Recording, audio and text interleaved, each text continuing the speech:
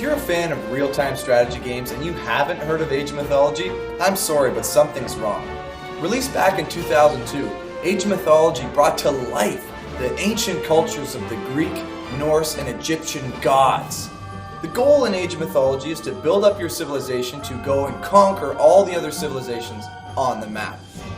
Each of the three cultures has three of their own unique gods that you can follow, each with their own unique bonuses added to gameplay.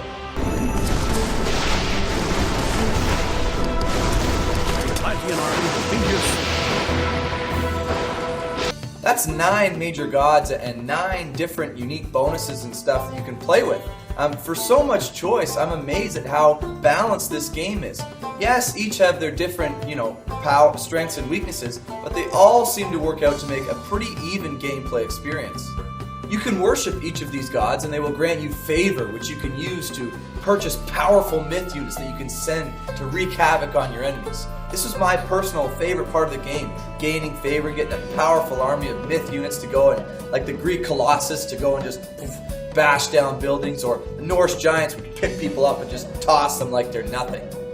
In each game, as your culture progresses, you'll go throughout the ages, and each age progression you'll select a minor god that you want to follow. These will give you access to new technologies, new units, new buildings, all sorts of cool stuff as you progress through to help you advance and win the game. There is so much depth and strategy to this game. Selecting what types of units to build and what types of armies to send at your enemies is like a mini game of rock, paper, scissors. Archers, cavalry, and infantry, each beating one another. This makes for incredibly deep gameplay. Selecting the type of armies quickly to try to counteract what your opponent is sending your way is really fun and incredibly strategic. The campaign in Age of Mythology follows our hero Arkantos on his journey through the 3 major cultures and their historical context. You can hop in the Trojan horse to sneak through the walls of Troy to take them out from the inside, battle against the rampaging armies of the god Set, or help Thor get back his hammer. A horse, yes. A great wooden horse. I don't understand. Will it fight?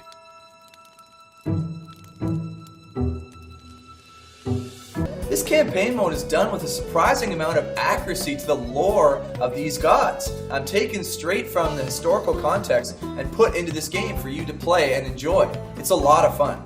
You cannot ignore the omens, Arkantos. Lord Poseidon's displeasure is clear. There is a ton of content here for you to use, so many missions that you can go through and enjoy, but each of them with a varied map type or enemy type or different objectives that you need to accomplish to keep things fresh. When you get through, Ajax will rush his men in to clear out the Trojan defenders. Then I will enter and rescue Helen.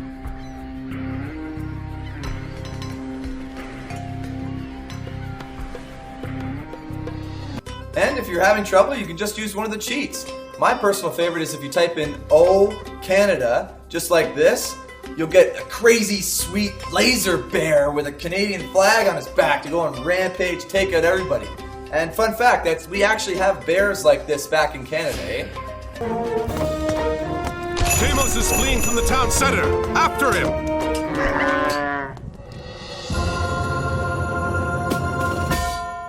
As much fun as the campaign is, the multiplayer is really where this game shines. In multiplayer online combat, balance is so key to making sure that everybody's playing on a level playing field, and that's why this game works so well. Each of the 9 gods are incredibly balanced, so depending on your favorite choices, it doesn't matter. You can just pick your favorite and play against your friends or people online. Different races lend themselves to different styles of play. So the Norse are a lot better at quick, fast attacks, and the Greek are a lot more defensive with their fortresses and high walls. But also, it really doesn't matter if you want to use a different playstyle with a different culture. The balance works so well that you can use any type of playstyle with any of the gods or cultures, and you can still work it out pretty well.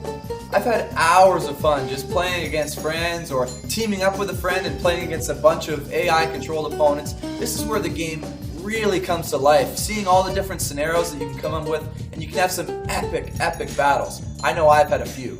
Age of Mythology also had a major expansion called the Titans expansion. This added the culture of the Atlanteans and their campaign, as well as the ability to summon massive titans to do battle against your enemies.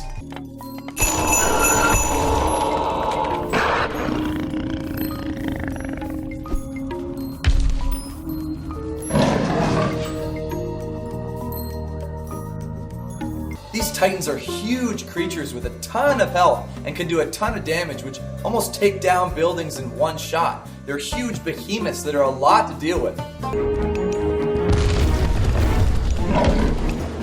The Atlantean campaign follows along the same kind of lines as the campaign from the original game, the same kind of style with the varied map types and the varied enemies as you progress through the story. Very similar. As well, the Atlantean culture is equally balanced to the others, even though I did notice that a few times in AI games, the Atlanteans would always end up being the best. Not sure why that is, though. Look! They're going into the Temple of Uranus! We must put a stop to this at once! Let's reclaim these temples and rebuild Atlantis! The addition of the Titans adds a huge strategical element into the game. Deciding when to summon your Titan and where to deploy them, and also defending against the Titans, is a huge deal. It's so fun. It can swing games that you thought were going to go one way, all of a sudden they get a Titan, and they swing the complete opposite direction. Loads of fun, and can make some even more hilarious situations.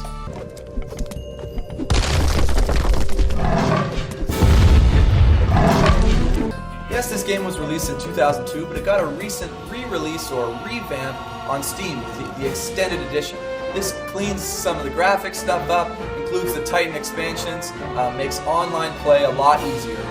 You can even buy a new expansion that they've added to this game. 14 years after the original release, this game has an expansion come out. Just incredible. With the sweet campaign and incredibly smooth gameplay, makes for hours of fun in Age of Mythology. It's easy for me to say that my final verdict for Age of Mythology is a 9 out of 10. An excellent game. If you're a fan of real-time strategy games, you better go out and get this game right now. That is, if you don't have it already. And if you do have it, go back and play it a bit more. This game deserves your time. Well, that's it for Age of Mythology. I want to thank you guys for watching. Don't forget to hit that subscribe button, and we hope to see you next time on Yes Guy Gaming.